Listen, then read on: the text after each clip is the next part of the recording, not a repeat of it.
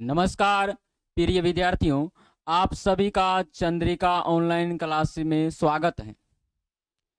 जैसा कि आप लोगों को जो है पिछला जो है एक पार्ट वाला वीडियो जो बनाई थी व्याकरण के ऊपर, और ये जो है दूसरा पार्ट वाला वीडियो है व्याकरण को लेकर के हम बना रहे हैं, जिसमें कि आपको बेसिक जितना भी था उन सभी बेसिक व्याकरण को जो है बता दिए हैं पिछले वाले वीडियो में।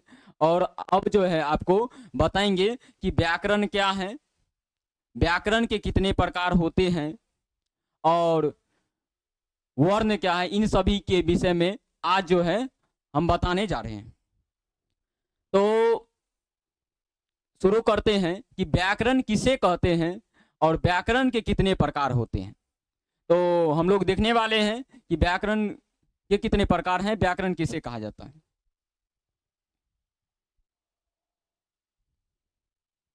सबसे पहले है व्याकरण क्या है। अब व्याकरण क्या है तो सभी के दिमाग में जो है चलता है एक प्रकार का भाषा है, लेकिन भाषा को जो है मतलब किसी तरह से जो है शुद्ध रूप में व्यक्त करने के लिए हम लोग व्याकरण का प्रयोग करते हैं। तो देखिए,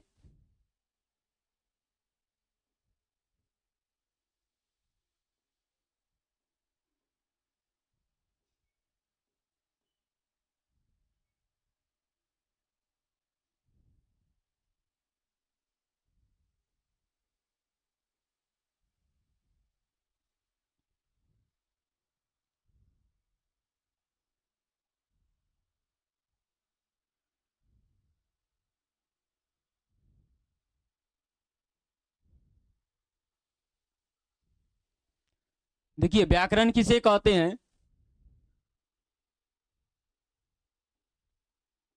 व्याकरण उस शास्त्र को कहते हैं।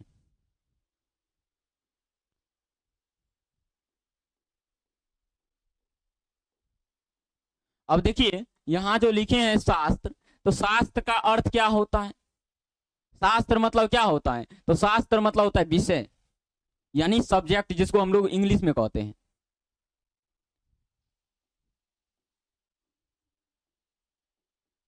अब विषय कह सकते हैं या पुस्तक कह सकते हैं इनको।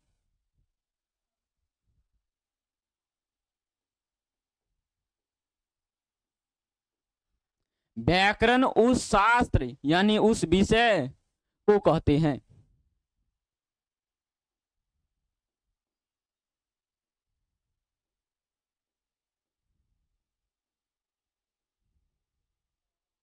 जिसके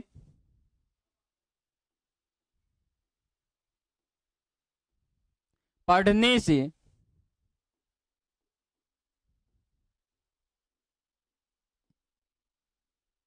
मनुष्य शब्दों की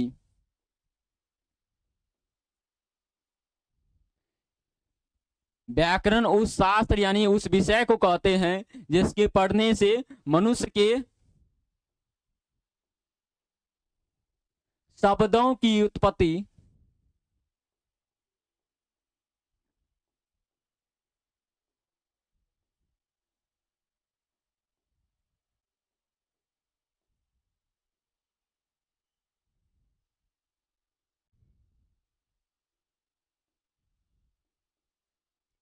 शुद्ध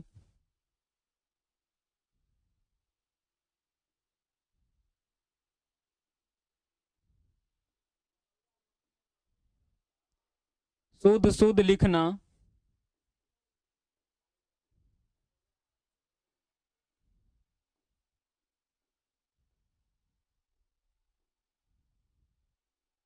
एवं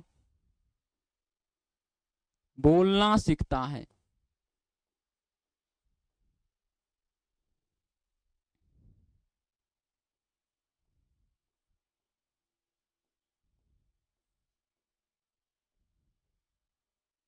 उसे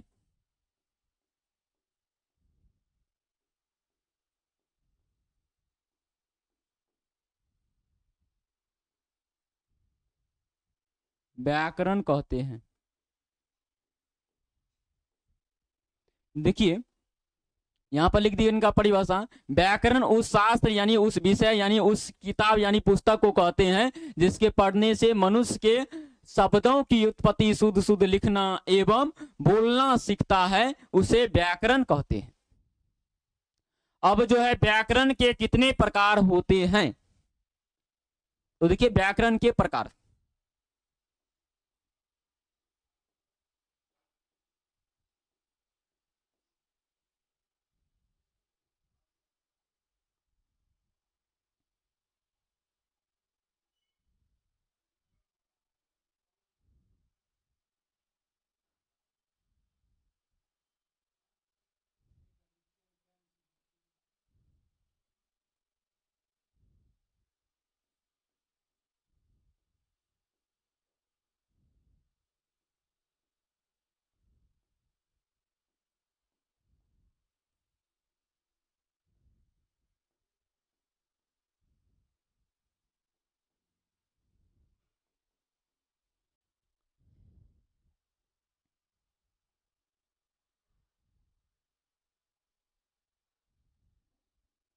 पहला होता है व्याकरण, तीन प्रकार के होते हैं, तीन पार्ट में बांटा गया है। पहला होता है वर्ण विचार, दूसरा होता है शब्द विचार, और तीसरा है वाक्य विचार। वर्ण विचार, दूसरा है शब्द विचार,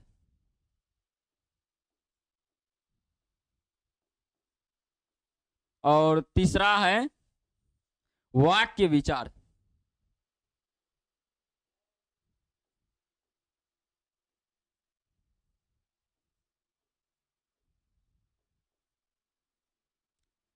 अब देखिए यहां पर जो है लिखा हुआ है वर्ण विचार। विचार कहने का अर्थ क्या होता है, क्या है विचार, विचार का अर्थ क्या होगा? तो विचार का अर्थ होता है कि यानी वह भाग, इनको हम दूसरा भाषा में कह सकते हैं भाग, यानी वर्ण का भाग जिसमें होगा केवल और केवल वह वर्ण विचार, या इन्हीं को दूसरा भाषा में हम कह सकते हैं संसार। आप जो है कहीं कहीं पर देखिएगा शब्द संसार लिखा हुआ रहता है, यानी जिसमें केवल और केवल आपको वर्ण पढ़ने के लिए है उनको वर्ण विचार, और जिसमें केवल और केवल आपको शब्द पढ़ने के लिए है उसे शब्द विचार, और जिसमें हम वाक्य के विषय में पढ़ते हैं वह है वाक्य विचार। तो पहला जो है वर्ण विचार किसे कहते हैं, वर्ण विचार के विषय में हम बता रहे हैं कि वर्ण विचार क्या है।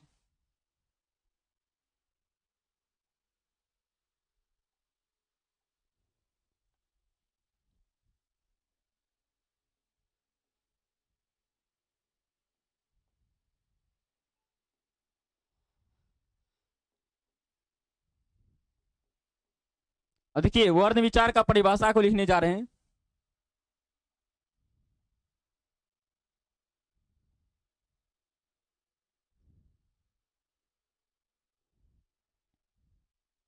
वर्ण विचार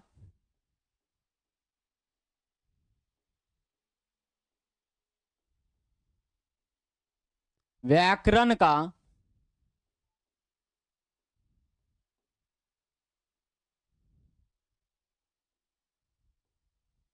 वह भाग है, वर्ण विचार व्याकरण का वह भाग है जिसमें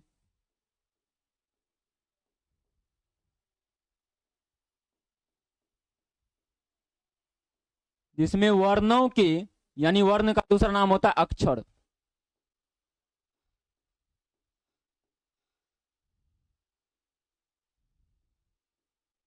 उच्चारण,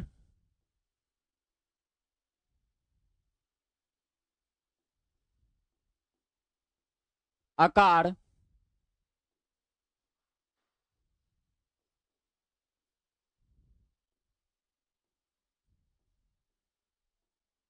उच्चारण, आकार, भेद तथा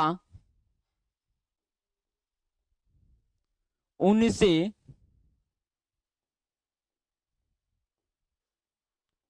शब्द बनाने का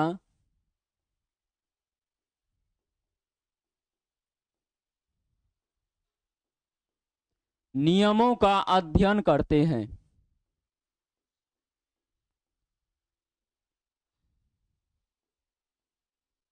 अध्ययन करते हैं।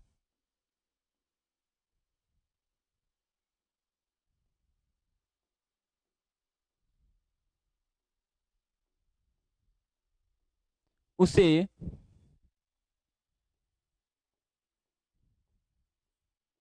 वर्ण विचार कहते हैं।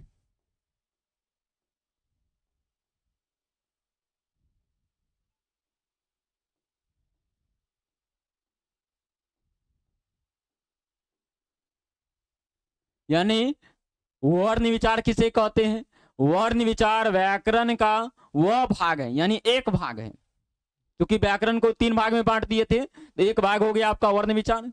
वह भाग है जिसमें वर्णों या अक्षरों के उच्चारण, आकार, भेद तथा उनसे शब्द बनाने का नियमों उनसे शब्द बनाने के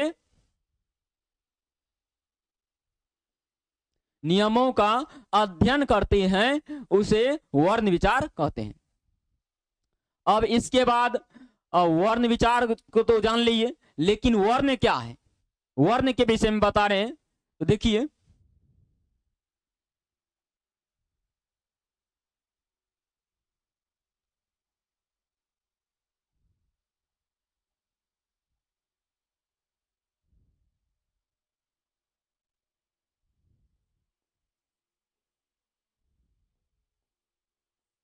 वर्ण और वर्ण का ही दूसरा नाम होता है अक्षर।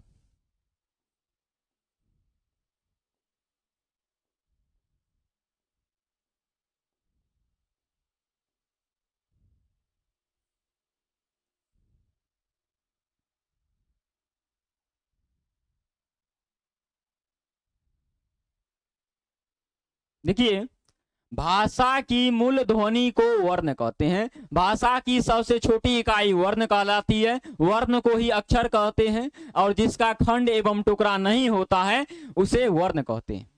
कई परिभाषा है, तो पहले लिखते हैं।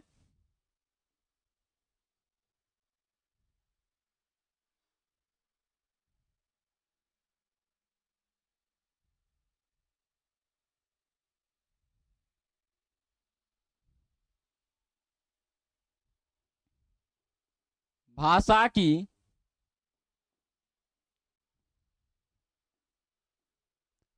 मूल ध्वनि, मूल का अर्थ क्या होता है? मुख्य। भाषा की मूल ध्वनि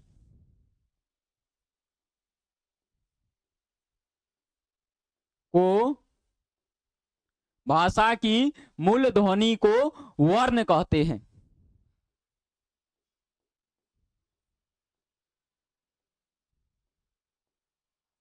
भाषा की मूल ध्वनि को वर्ण कहते हैं।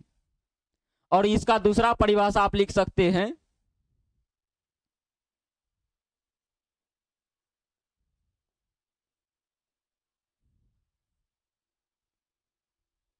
जिसका खंड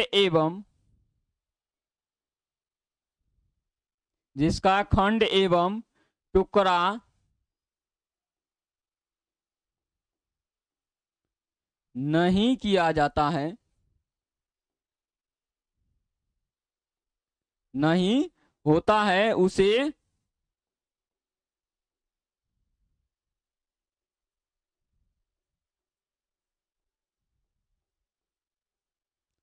वर्ण कहते हैं।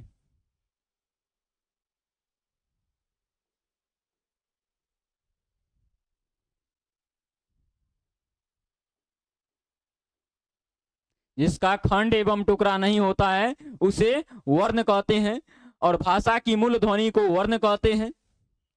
और इनका जो है आप लिख सकते हैं, भाषा की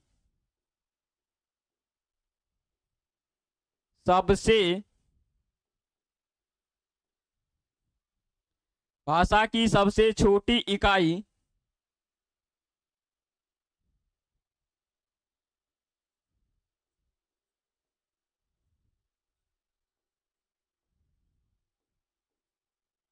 भाषा की सबसे छोटी इकाई वर्ण कहलाती है।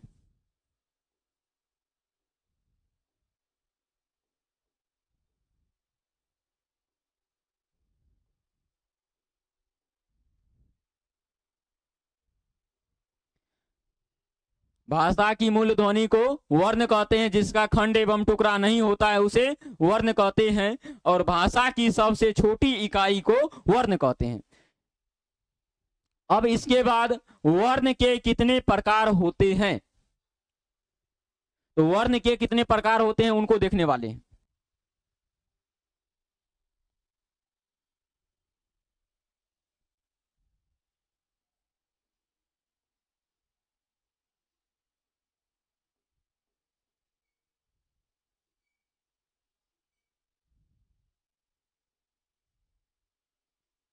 वर्ण के प्रकार,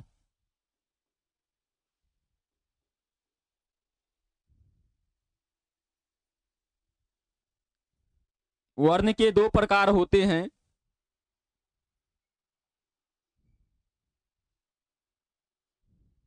पहला है स्वर वर्ण,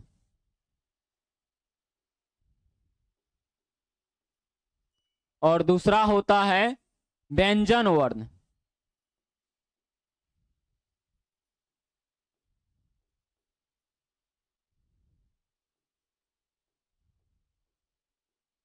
एक होता है स्वर वर्ण, एक होता है व्यंजन वर्ण।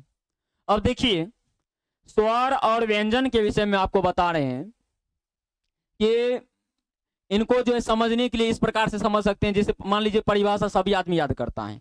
अब परिभाषा जो है इनका क्या होता है, तो जो अक्षर स्वयं से बोले जाते हैं, लिखे जाते हैं, उसे स्वर वर्ण कहते हैं, और जो अक्षर स्वर वर्ण की सहायता से बोले जाते हैं उसे व्यंजन वर्ण कहते हैं। इस तरह से परिभाषा सब आदमी जानते होंगे। लेकिन हम आपको कुछ अलग तरीका से बताने जा रहे हैं कि स्वर वर्ण को जो है हम इस प्रकार से समझा देंगे कि आप जिंदगी भर नहीं भूलिएगा। तो देखिए, इनको जो है स्वर वर्ण को मान लेते हैं ये बड़ा भाई है, ठीक ना। स्वर वर्ण को मान लेते हैं ये कौन है, बड़ा भाई।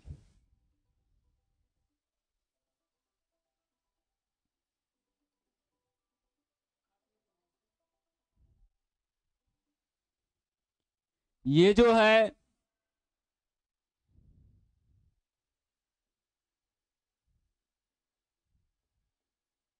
ये आपका हो गया, मान लीजिए इनको बड़ा भाई।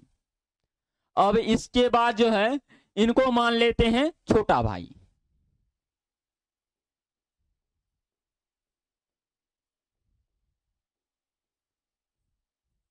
देखिए, वर्ण के पुत्र हो गए ये सब दोनों, वर्ण का दो बेटा, एक है स्वर एक है व्यंजन। यानी बड़का जो है उनको क्या कहेंगे, स्वर वर्ण, और छोटा वाले को क्या कहेंगे, मतलब बड़ा वाला का क्या नाम है, स्वर, और छोटा वाला का नाम है व्यंजन।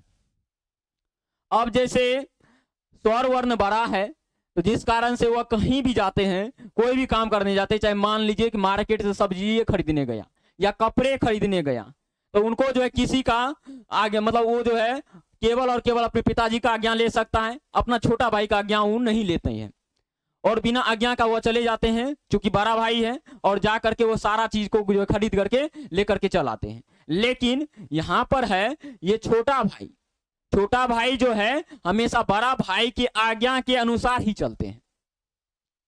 तो इस प्रकार से इनको याद रख सकते हैं कि व्यंजन वर्ण कोई भी काम करेगा तो वह स्वर वर्ण से पूछ करके ही काम कर सकता है।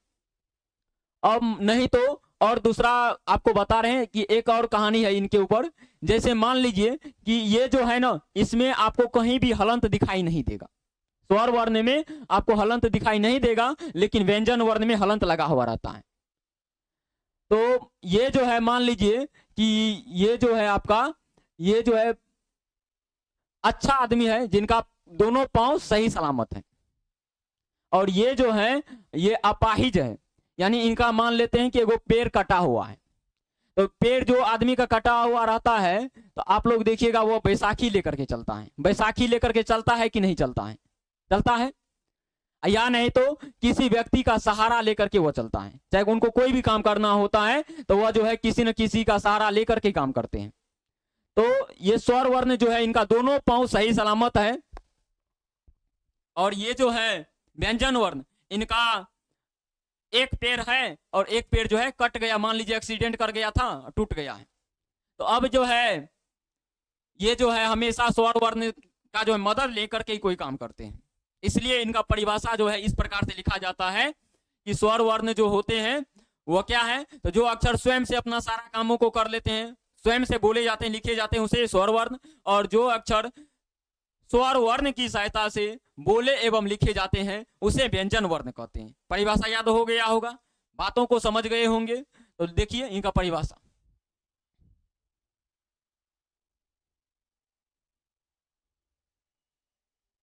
ये समझाने के लिए लिखे थे।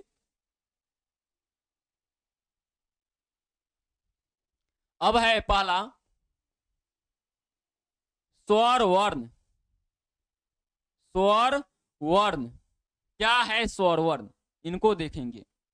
आपको तो बता दिए थे सारा बातों को, अब इनको लिख रहे हैं।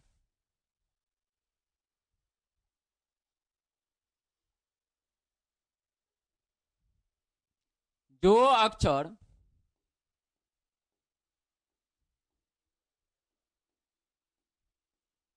या इनको कह सकते हैं वर्ण, जो अक्षर स्वर वर्ण की सहायता से, जो अक्षर स्वयं से ना, जो अक्षर स्वयं से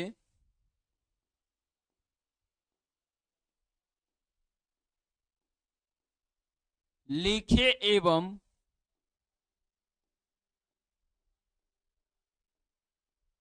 जो अक्षर स्वयं से लिखे एवं बोले जाते हैं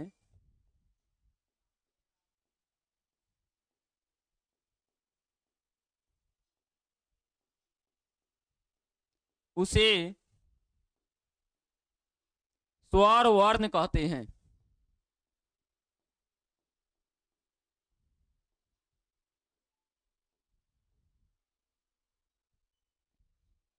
उसे स्वर वर्ण कहते हैं। यानी हो गया, जो अक्षर स्वयं से लिखे एवं बोले जाते हैं उसे स्वर वर्ण कहते हैं। लेकिन स्वर वर्ण की कुल संख्या कितनी है? तो स्वर वर्ण की कुल संख्या हिंदी में आपको 11 है।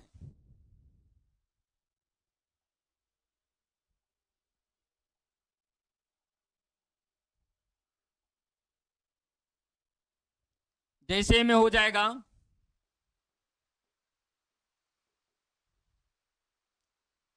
अ, आ, हर्ष ई, दीर्घ ई, हर्ष उ, दीर्घ उ, रे, ए, ऐ,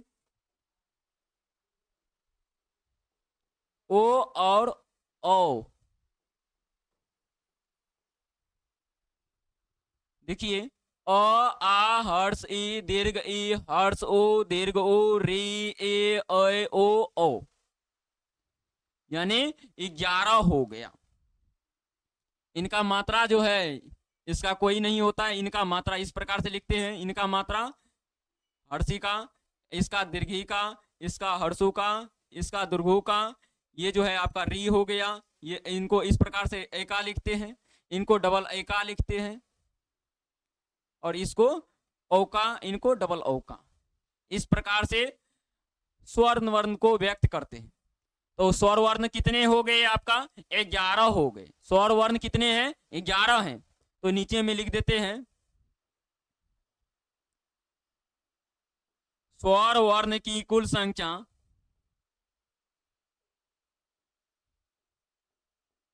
स्वर वर्ण की कुल संख्या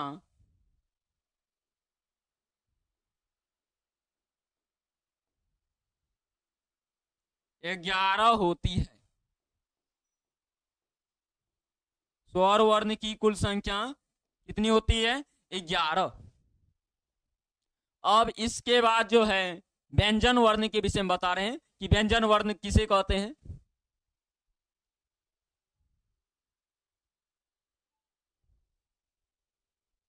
दूसरा था व्यंजन वर्ण।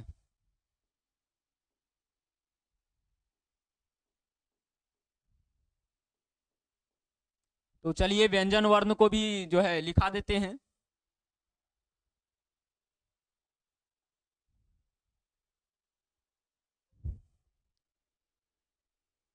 इनको लिख सकते हैं जो अक्षर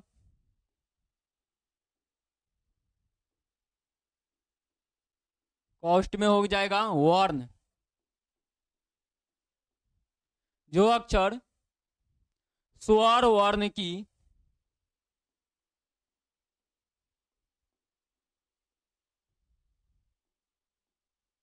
जो अक्षर स्वर वर्ण की सहायता से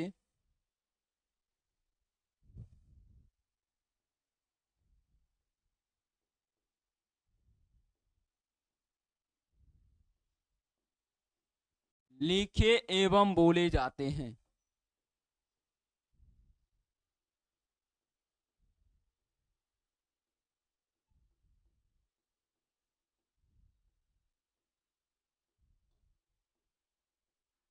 लिखे एवं बोले जाते हैं उसे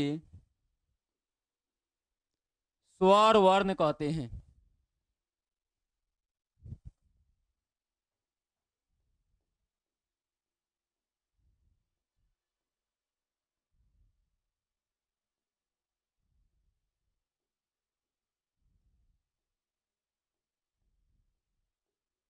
अब देखिए स्वर वर्ण कितने होते हैं, तो मुख्य स्वर वर्ण जो है 33 होते हैं। और अगर आप मिश्रित मतलब ये जो व्यंजन वर्ण है, तो व्यंजन वर्ण कितने होते हैं, मुख्य रूप से 33 होते हैं। और मिश्रित व्यंजन वर्ण को आप जो है ऐड करके जोड़ करके अगर लिखिएगा तो आपको 37 हो जाते हैं। तो हम मुख्य जो है व्यंजन वर्ण को बता रहे हैं। मुख्य व्यंजन वर्ण कितने हैं,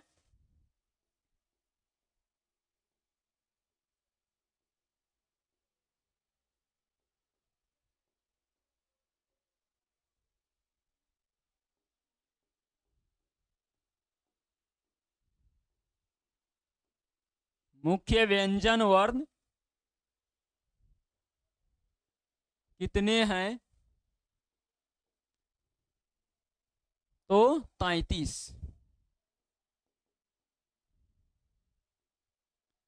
अब जैसे में कौन कौन होगा,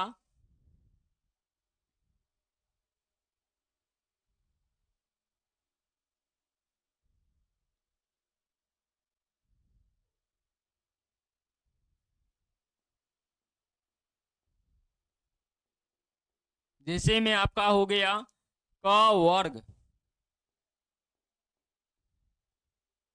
इसके बाद जो है च वर्ग, ट वर्ग,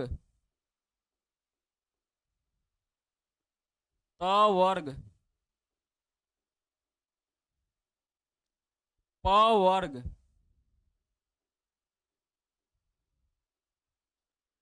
यानी इनका जो है सबको लिख देते हैं। क ख, अगर भूल गए होंगे तो सीख लीजिए। क ख ग घ अंग, यहां हो जाएगा च छ ज झ य, इसका हो जाएगा ट ठ ड ढ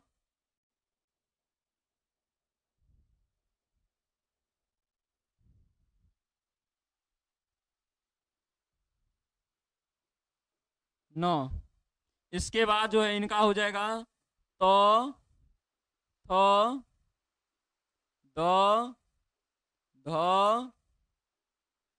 न, यानी ये जो है आपका मूर्धा से बोला जाता है इसलिए इसको मूर्धंत न, इसका दंत से जो बोला जाता है इसलिए इसे दंत न। और होता है प फ ब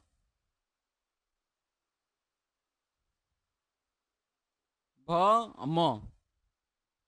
और जो है आपका अभी अंतस्थ बाकी है।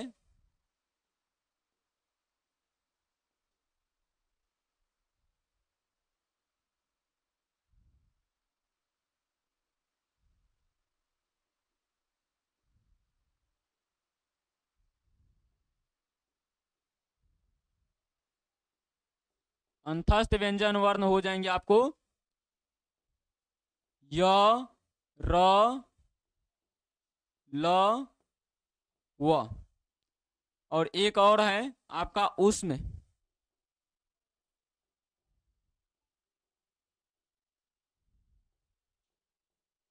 उसमें व्यंजन वर्ण तालम स, मूर्धन स, दंत स, ह। अब देख लीजिए यहाँ, इनको जो इन सभी को क्या कहा जाता है? स्पर्श बोला जाता है।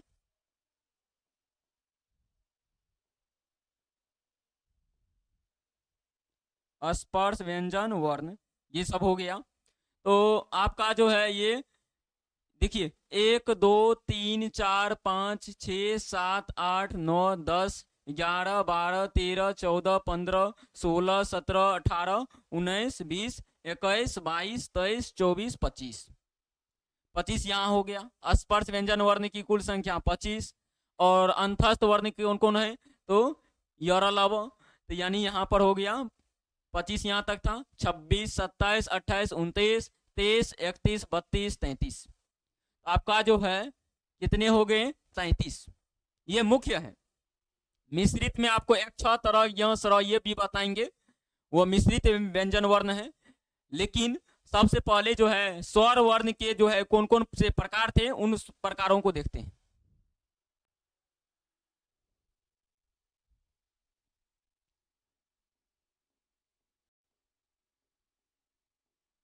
स्वर वर्ण के प्रकार।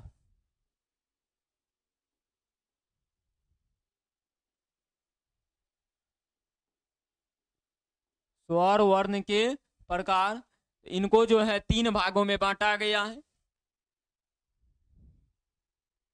पहला है हर्ष स्वर वर्ण।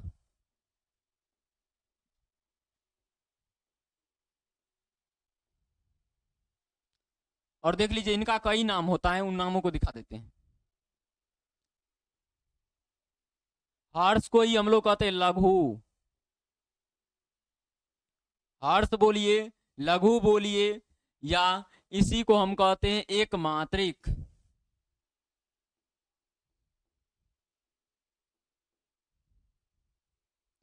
इसी को दूसरा भाषा में कहते हैं हम लोग मूल।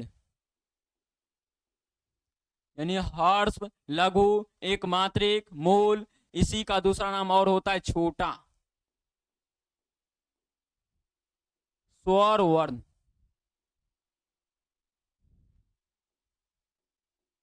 देख लीजिए कई नाम है इनका, हर्ष, लघु, एक मात्रिक, मूल और छोटा स्वर वर्ण। इसके बाद दूसरा प्रकार होता है दीर्घ।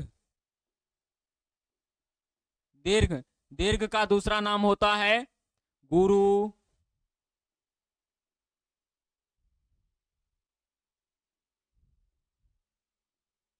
इसके बाद एक और नाम होता है इनका दूसरा, जैसे यहां पर एक मात्रिक है तो इनका क्या हो जाएगा? द्विमात्रिक।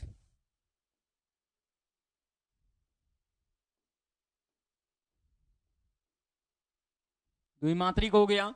इसके बाद यहां पर मूल है तो इनका हो जाएगा क्या? संयुक्त।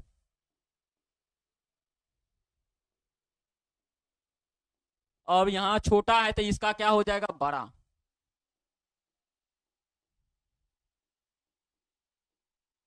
स्वर वर्ण। अब जो है आपको एक प्रकार और होता है, वह है पलुत।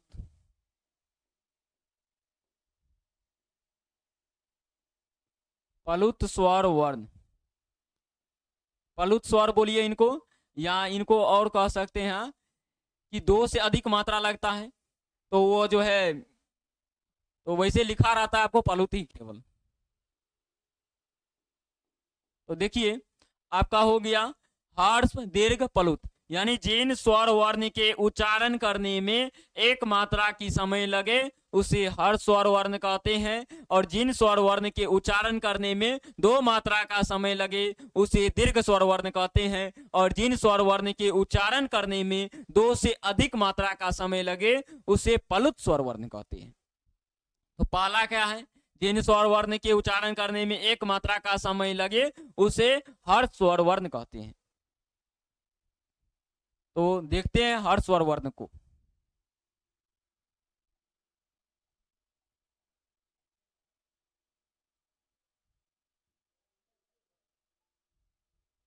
पहला है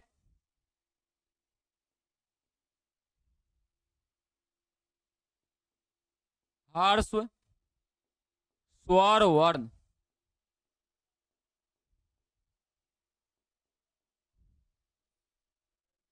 इनका परिभाषा लिखेंगे।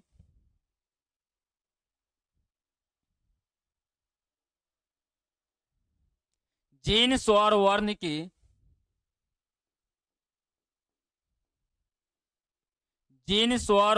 के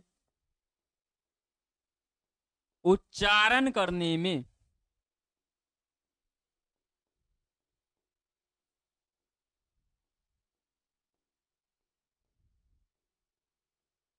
जिन स्वर वर्ण के उच्चारण करने में एक मात्रा की समय लगे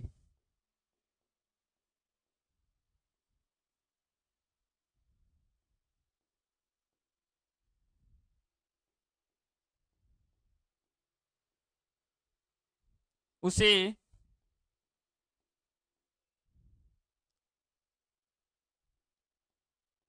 ह्रस्व स्वर वर्ण कहते हैं।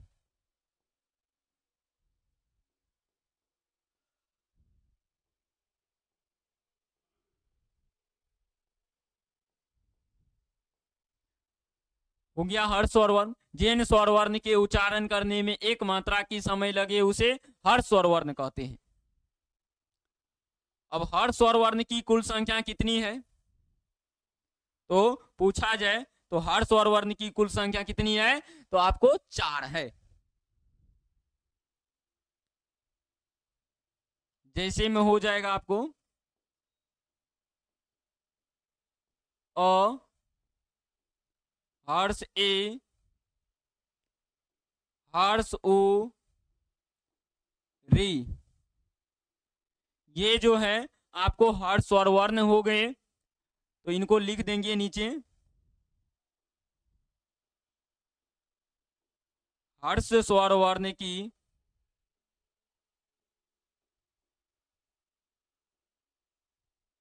हर स्वर वर्ण की कुल संख्या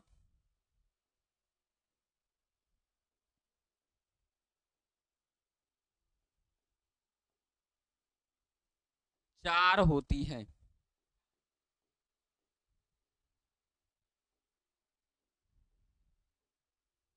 हर स्वर वर्ण की कुल संख्या 4 होती है। 4 हो गए और इनमें क्या होगा इनका परिभाषा बताए थे, 2 मात्रा का समय लगेगा, उनसे दीर्घ स्वर वर्ण कहते हैं या द्विमात्रिक स्वर वर्ण कहते हैं। तो अगला परिभाषा को देखने जा रहे हैं।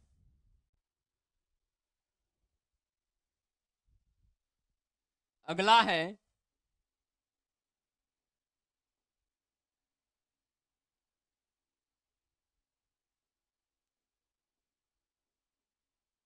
दीर्घ स्वर वर्ण।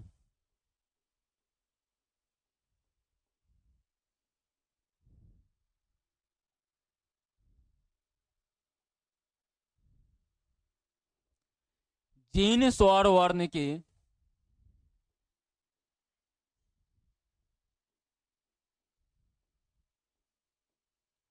जिन स्वर वर्ण के उच्चारण करने में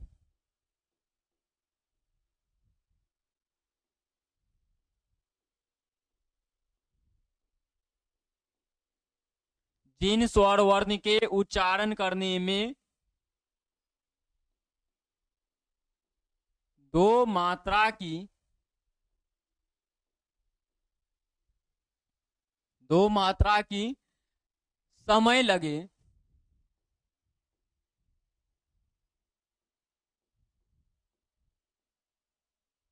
उसे दीर्घ स्वर वर्ण कहते हैं।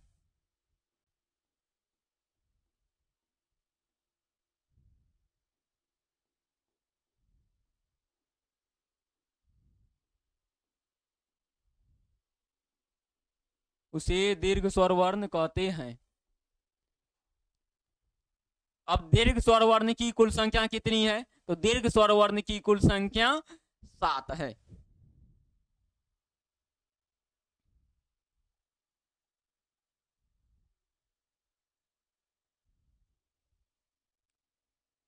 जैसे में हो जाएगा आपको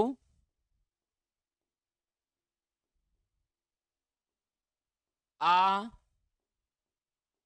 दीर्घ ई, दीर्घ उ, ए, ऐ, औ और औ।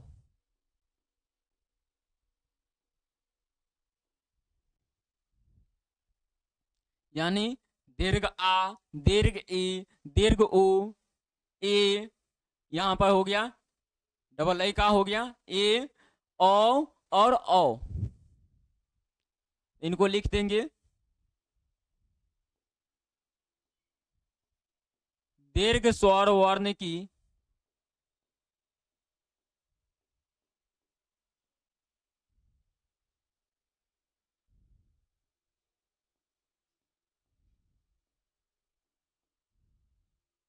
कुल संख्या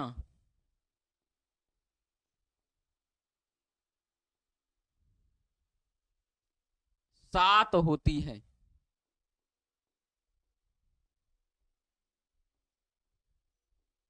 दीर्घ स्वर वर्ण की कुल संख्या 7 होती है। अब इसके बाद आपका एक प्रकार और है स्वर वर्ण में, वह है पलुत स्वर वर्ण। उनको लिख देते हैं।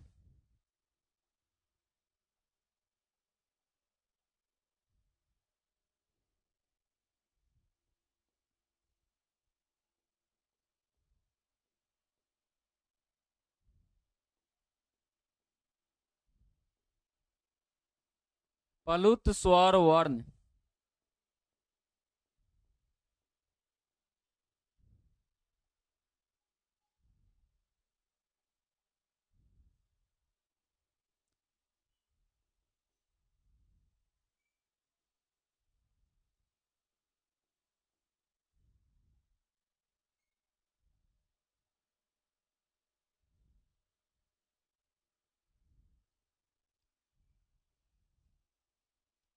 जिन स्वर वर्ण की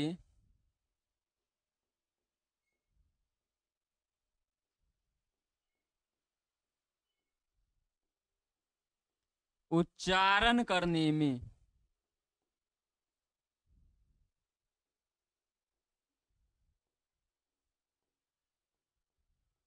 जिन स्वर वर्ण के उच्चारण करने में दो से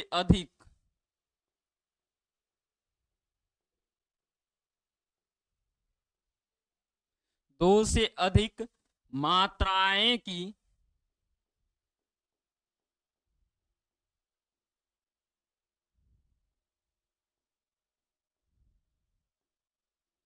समय लगे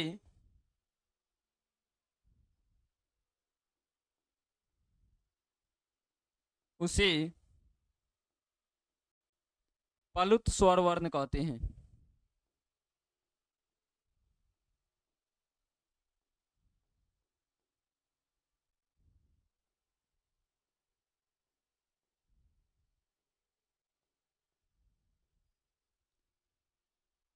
अब देखिए जैसे में हो जाएगा इनका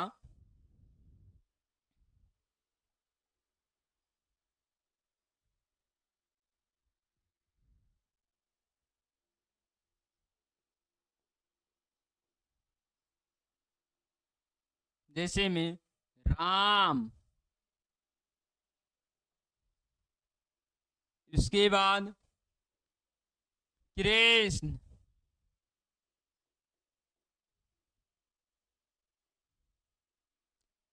ओम,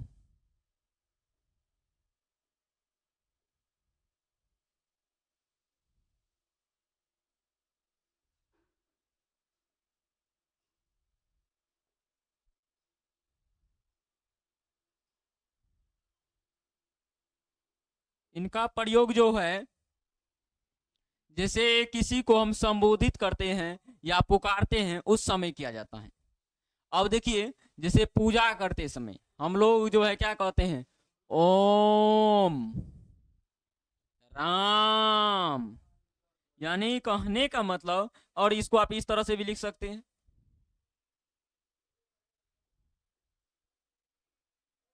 अगर हमको मान लीजिए कि ज्यादा बार इनको बोलते रहना है, इस तरह से हम लिख सकते हैं इनको। तो जैसे किसी का संबोधित करते हैं, जैसे राम लेते हैं, राम का नाम लेते हैं, चूंकि राम का नाम जो है ना बड़ा कल्याणकारी होता है। ओम, जैसे हिंदू धर्म में सबसे पहले ओम का जो है ओम बोला जाता है किसी भी शुभ अवसर में। तो इनका जो है प्रयोग कब करते हैं, तो जैसे पवित्र अनुष्ठान के समय करते हैं, या किसी को पुकारने या संबोधित करने में करते हैं। तो इनका प्रयोग कब करते हैं,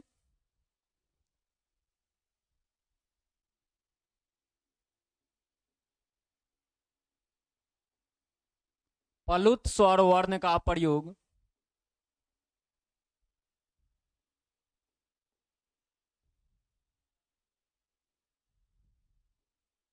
प्लुत स्वर वर्ण का प्रयोग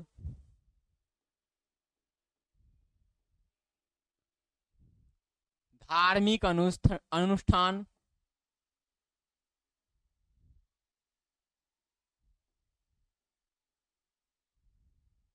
धार्मिक अनुष्ठान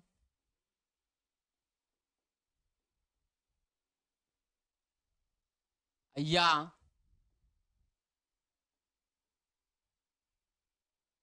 किसी को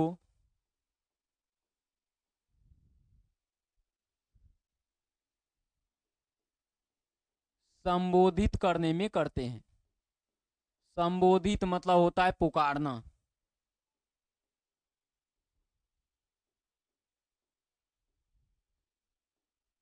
संबोधित या पुकारने में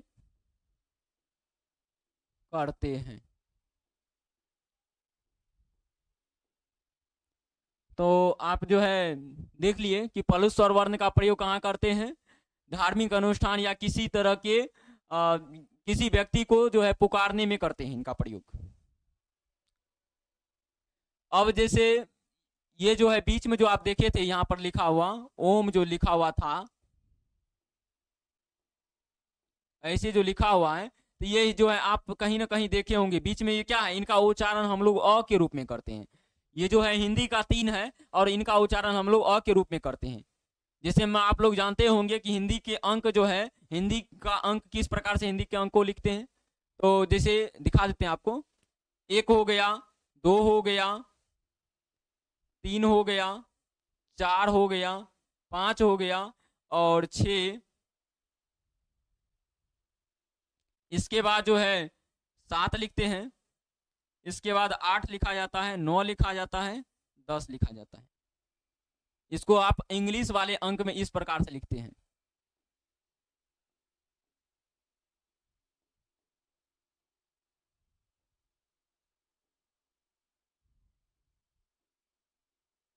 ये हो गया 8, ये हो गया 9, ये हो गया आपका 10।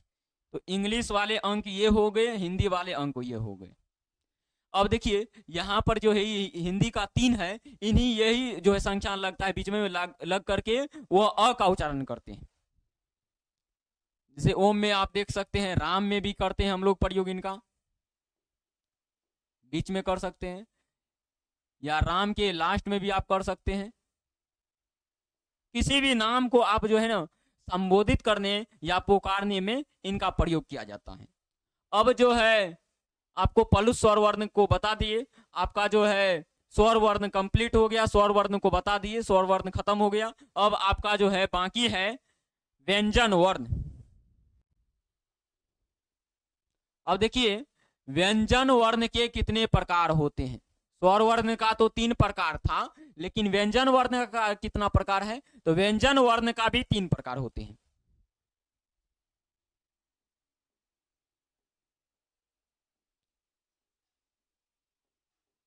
व्यंजन वर्ण के प्रकार,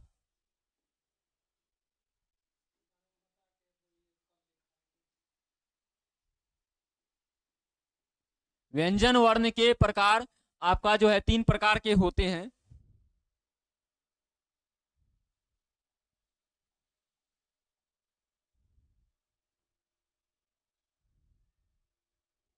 पहला है अस्पर्श व्यंजन वर्ण।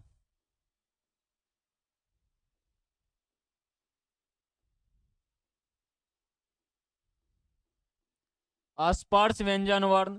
और दूसरा है अंतस्थ व्यंजन वर्ण।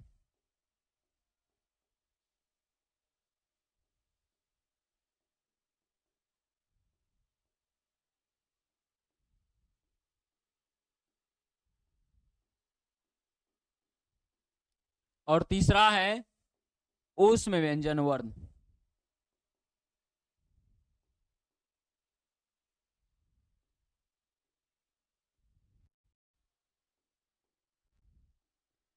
देखिए, स्पर्श व्यंजन वर्ण की जो है कुल संख्या कितनी होती है? 25, जैसा कि हम दिखाए थे अभी कुछ देर पहले। और अंतस्थ व्यंजन वर्ण की कुल संख्या 4, और इनका कुल संख्या 4। तो 25, 4, 29, 4, 33 हो गया व्यंजन वर्ण। तो स्पर्श व्यंजन वर्ण का परिभाषा को बताएंगे। तो अब जो है स्पर्श व्यंजन वर्ण किसे कहते हैं, अंतस्थ व्यंजन वर्ण किसे कहते हैं, ऊष्म व्यंजन वर्ण किसे कहते हैं, इनको जो है देखिए, जिन व्यंजन वर्ण के उच्चारण करने में वायु जो है कंठ, तालु, मूर्धा, दंत एवं औष्ठ के किसी एक भाग से स्पर्श करती हुई निकलती है, उसे क्या कहते हैं? स्पर्श व्यंजन वर्ण। और अंतस्थ व्यंजन वर्ण किसे कहते हैं? तो जिन व्यंजन वर्ण के उच्चारण करने में वायु जीव, कंठ, तालु, मूर्धा, दंत एवं औष्ठ के अर्ध भाग से स्पर्श करती है, उसे कहते हैं अंतस्थ व्यंजन वर्ण। ऊष्म व्यंजन वर्ण किसे कहते हैं? तो जिन व्यंजन वर्ण के उच्चारण करने में मुंह से गर्म वायु निकलती है, उसे ऊष्म व्यंजन वर्ण कहते हैं। तो आपको जो है बताया जाएगा, इनका परिभाषा को लिखाएंगे अगला वीडियो में। तो मिलते हैं फिर, जो है आपको अगला वीडियो में बताएंगे कि व्यंजन वर्ण के विषय में उनकी चर्चा किया जाएगा। तो आज के लिए बस इतना ही। धन्यवाद।